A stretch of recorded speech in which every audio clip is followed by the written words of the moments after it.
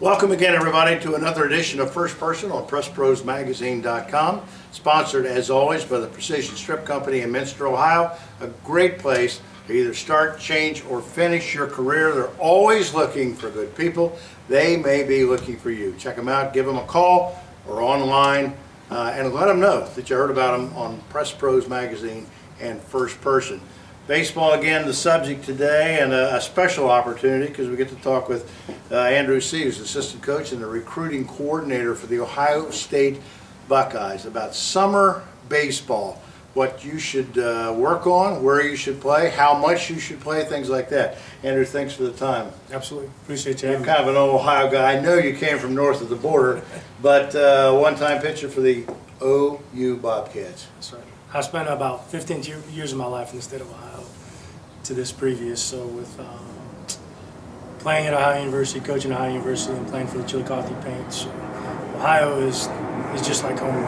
Some of us remember. We're coming to you from Bill Davis Stadium today. You can hear the jets taking off in Port Columbus Airport. I guess it's John Glenn Airport now. I want to talk about what we talked about a moment ago, or I mentioned in the open, about things that kids can do as freshmen and sophomores, and even younger than that, 7th and 8th graders for that matter, because you're looking at kids to recruit younger than ever before. What can kids do specifically in summer baseball at that age, 8th, 9th grade, even sophomores, to improve their skills and their recruiting stock? Sure. I think the biggest thing is, in your spare time is to practice. I think, and play as much as you can, even if it's wiffle ball or, other type of like pickup baseball things, play catch, get in the cages, work on your craft. Surround yourself with kids that like to, spend that time in a cage or work on some spin drills with pitching, grips and mechanics. And I think about, watching baseball over the summer and learning the game is going to improve. We all grew up emulating certain pro guys. Yeah, that's true. Your mechanics, pretty much when you try to emulate big leaguers, it works out. But the more that you can be active, throughout your craft and work on the small things, obviously you're going to get better. I mean, the main things that come into play that, bat to ball skills when you watch kids in the summer is pitch recognition. The more BP you take off of different style arms, even BP throwers helps with that. Because swing and misses come into a play. For really good hitters. Really good hitters don't swing and miss a lot. They have good hand-eye coordination, good barrel skills. Defensively, you can improve your fielding skills off of, backstop, throwing tennis balls off the wall. I remember, growing up, we used to do that. Did a lot. A lot of pro parks that we go to in the fall and summer to watch games, they still have cement walls, and big league guys still use either lacrosse balls, tennis balls, or even real baseballs. That they just work on small things to improve their glove work and footwork and angles and things like that. And pitching wise, it's just all about getting the right rest and getting around the right people that teach you the mechanics of not overcoaching, because I think you can really destroy kids by overcoaching, but just getting with the right person that it clicks better with, and improving the small things mechanically that you can with your throw. I think this is important because I remember my own experience as a teenager. It's easy to work on the things you already do well and you like. Correct. And my high school coach at Pickle High School back in the day always told us, he said, hey, I know what you can do. Show me what you can't do. That's what you need to be working on. Right. It's a hard thing to commit and dedicate yourself to doing that. There's no doubt. I mean, nobody wants to hit off breaking balls because not everybody can. No, that's true.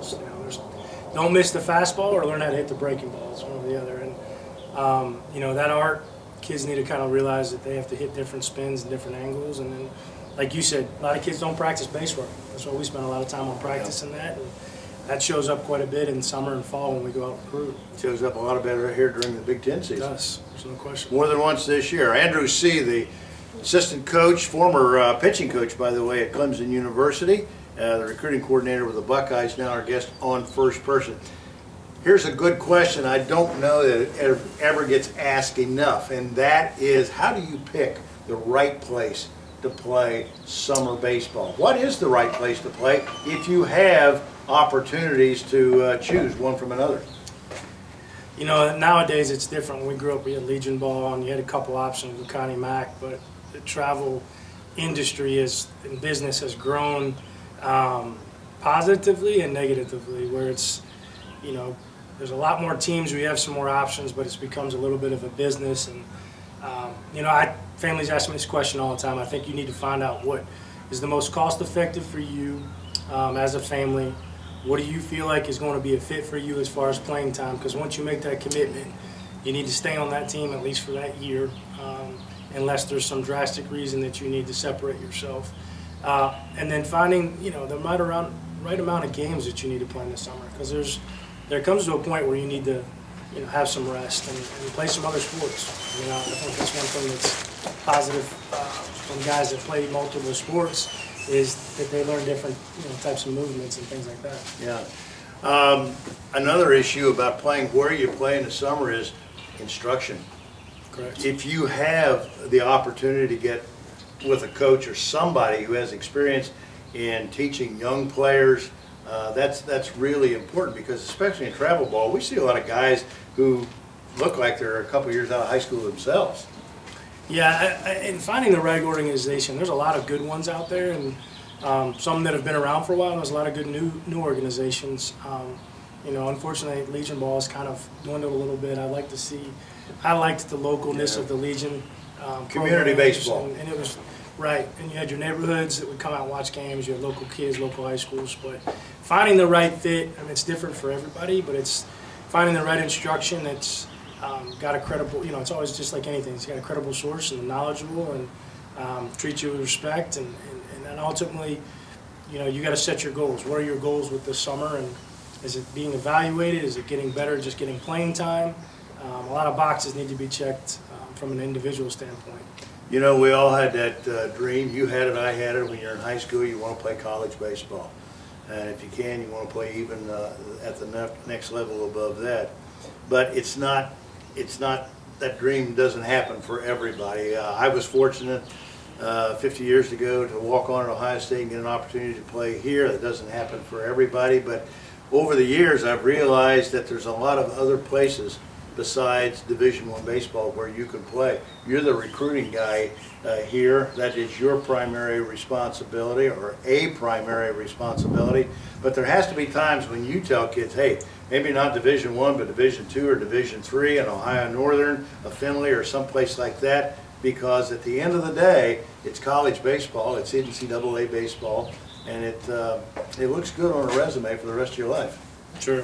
College athletics is going to hold a lot of value in life and in professional realm, and a lot of people want to go certain places. Like I know a lot of Ohio kids want to come to Ohio State, and year to year it's different. What you're looking for.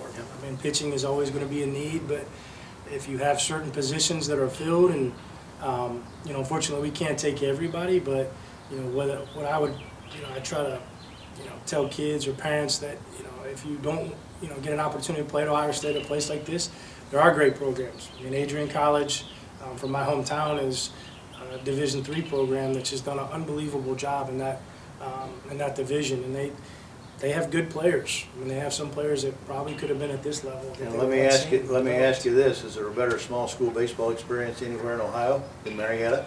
At Marietta College, I got two really good friends that have played at Marietta that were really good players. They could have played at Ohio University, could have played when I was at Georgia. They were very talented. Mike Deegan, who coached there for a while, and Chris Burley, who actually, his brother played here at Ohio State. But Chris and I played with the Paints, and he was just as good, if not better, than some of the arms I played with at the Division I level. But just because you graduate high school doesn't mean your dream has to go with it. Don't give up on it. If you want to play, I always tell people this: if you got 2 of the 5 skills, and you know what I'm talking about, the 5 skills in baseball. If you got 2 of the 5 skills, you're committed, and you want to be a good teammate. I've never met a college coach yet that would turn you down. No, there's always a spot for everybody that really, if their passion and their love is to play the game of baseball at the next level and get a good education. There's plenty of great places throughout the state, throughout the country that are great fits for each individual. And I think sometimes, to be realistic at that age is tough. And, as you get older, you get more mature, you'll find the right spot. And if you continue to want to play the game, you'll be dedicated to finding that spot and not giving that passion up. I don't know about you, but at my age, it's still tough to be realistic sometimes. Yeah, it is, believe me. But that's what keeps you going. That's what keeps us all going. Hey, a lot of good information this week on First Person. Our thanks to Andrew C. again, assistant coach and recruiting coordinator with the Buckeyes. Appreciate your time. Absolutely. And good luck out there. I know this is a fertile time of the year for you. You're out looking for people for future Buckeyes. That wraps up this edition of First Person Again, sponsored by the Precision Strip Company in Minster, Ohio. Where's Minster, Ohio? Look on the map. Auglaize County, right up the road there on I-75. They're always looking for good people. They may be looking for you. Our thanks again to the sponsors. And for the people who appear with us on First Person, this makes 31 such First Person interviews that we've done this year. And of course, those people out there who enjoy them and read and support what we do every day and every month, and now soon to be 14 years, we appreciate your support as well. For Coach C and the sponsor, thank you again. We'll see you next time on another edition of First Person on Press Pros Magazine.